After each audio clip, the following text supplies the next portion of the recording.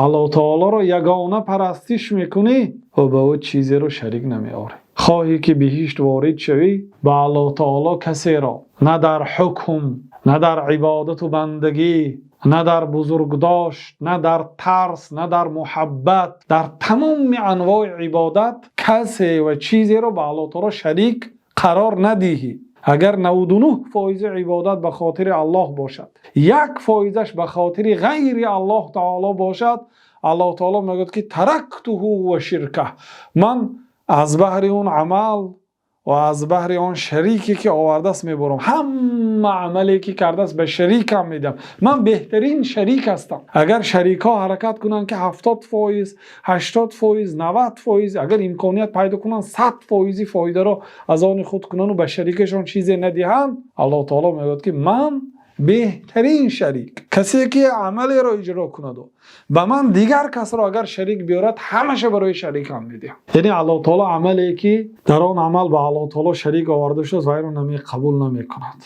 نمی پذیرد، وی را بر شریکش میده. بنابراین وقتی که عمل که کردید خالصا لله کنید. عمل باید به راضی الله تعالی باشد. شرک وارد شد عمل باطل میشد. لئن اشرکت لیحبطن عملک ولا تکونن من الخاسرین. اگر شریک آورده ای پیغمبر صلی الله علیه و سلم خطاب بینید ولقد اوحی الیک، در حقیقت به تو وحی داده شد و به تمام پیغمبرهایی که پیش از تو پیغمبر گردانیده شدن بر آنها وحی داده شد.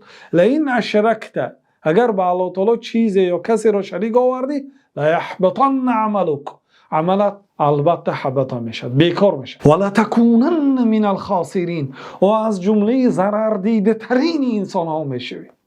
این خطاب به کی؟ این خطاب به پیغمبرها هست و به سید پیغمبرها هست، سید فرزندان آدم حضرت محمد علیه السلام است. چه جای دیگرها اگر شریک آورد، اگر شریک آورد هیچ همه عملهاتون فایده نمیتید، نه نسبتان، نه عملتان، نه پدر و مادرتان، نه امتی کسی بودنتان. لئن اشرکت لیحبطن عملک ولا تکونن من الخاسرین. اگر شریک آوردی باطل میشد، بیهوده میشد و از جمله خارترین و ضرر دیده ترین انسان ها میگردی.